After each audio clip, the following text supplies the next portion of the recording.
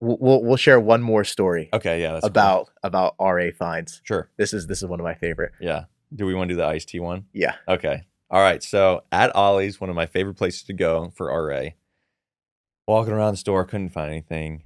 Went to like their drink area and saw, Arnold Palmer iced tea. And there's nothing I like more than an Arnold Palmer iced tea. So I was like, might as well scan it, see what happens. They were selling them for like $3.99, and on Amazon, I think they were selling for like $17.99. So there was like a good almost like 80%, I think, margin there. So I was like, no way. And I'm like looking at this entire pallet, trying to figure out how many there were. And I think that I forget the number, but It there were was a lot, yeah, it was a lot. like 100. So I immediately text you, and I'm like, dude, this could be our next big flip.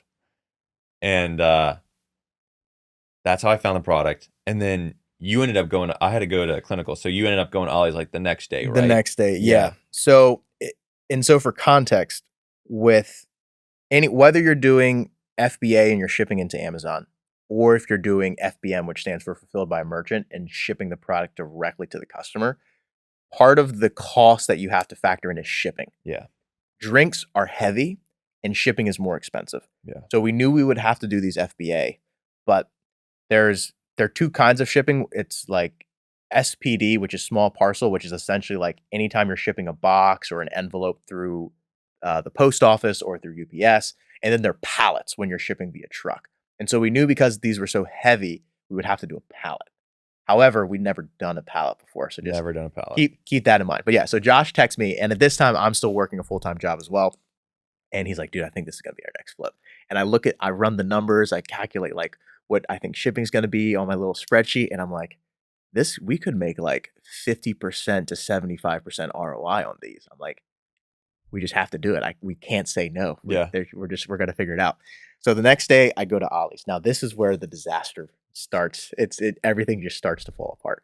So I go look at the pallet, and I'm like, okay, this is not gonna fit in my car. So I go and rent a U-Haul, which was fine. Go rent a U-Haul, right? Bring it over. And in my mind, I'm thinking, all right, this pallet is so beautifully packed, right? It's clearly like layers of 20, 5 high. You just go 5 by 20, 100 units. Perfect. Easy. Done. That's all you got to do. So I go to the lady, and in my head, I'm thinking they're going to get a pallet jack, wheel it outside. I'll pay for it, put it on the U-Haul. No, that's not what happens. The cashier lady is like, our policy is I have to physically touch and count every single one. I'm like, you're joking. I'm like, there's not like a manager that can override that. And then she goes and talks to the manager. She's like, no, we got to count them all. I'm like, you got to be kidding me.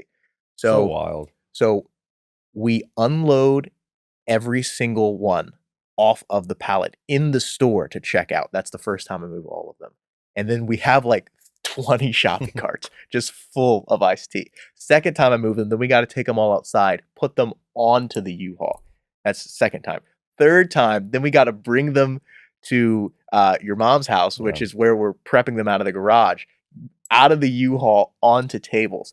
Then when we're prepping them, we realize they're all dusty. Yeah. So we got to clean them all. So then we move every single one again to wipe them down. And then after we wipe them down, then we realize that we need to tag them and they need to be polybagged because we hadn't polybagged anything before. Yeah. Then we move them all again to polybag them. And then we move them again to rebuild a pallet. It was terrible. Terrible. My back hurts so bad. And then even when we got the pallet done, I had to wrap it. Mind you, that was a disaster. Never wrapped a pallet before in my life. I'm like down there like 1 a.m. trying to wrap this pallet by myself. And it was just, I couldn't get it to snag on the bottom. And we also we didn't set up the pallet in the middle. Yeah. So it was like close to the wall, so you couldn't get around it. So I was like trying to squeeze my way past. It was just a disaster. And then even when we got it all wrapped up, ready to go, and the truck came, what ended up happening? So we scheduled a truck through Amazon to come pick it up. Yeah. And they were like, all right, the truck's going to come on this day. I was like, cool. So I was here just waiting for the truck to come. And now, mind you, we're doing this out of a residential garage. So it's not like the truck can back up and it's like the same height and it can just go on. You need a pallet jack to move the pallet and a lift gate on the truck to lift it into the truck. Yeah. And so I specifically told Amazon that multiple times. Like, there's a way to request it when you first do it, and then I did like a follow-up email and everything. Yeah. And so I'm here waiting for it, and then I see a big blue prime truck pull up, and they called me because they were like trying to figure out where it was because of like where the house is.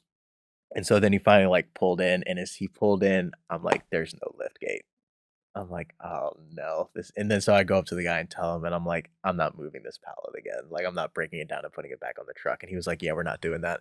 So then I was like, "Great, that failed. This is just sitting in there. We're not even going to be able to sell this because we can't even get it to Amazon." Yeah. And then I forget exactly what else happened, but eventually we figured out how to get a truck from like a third party shipping company that had a lift gate and everything. Yeah. So it did eventually get picked up. That's But good. the whole process, if you like factored in like our hourly wage from that order, So bad. it was probably 50 cents an hour. Yeah. We were literally the amount of time that we put in trying to figure out how to put it together. we But were basically sweatshop workers. yeah, it was really bad. Oh. But we did make money. We did. did make money, but not a lot on our time. No, not a lot on our time, mostly for the business Yeah. and our next adventure. But it was a good experience, right? And that's Yeah. kind of like how every step of it has been for us is Yeah. we figure out what we're going to do, and then you just start taking action and you figure it out.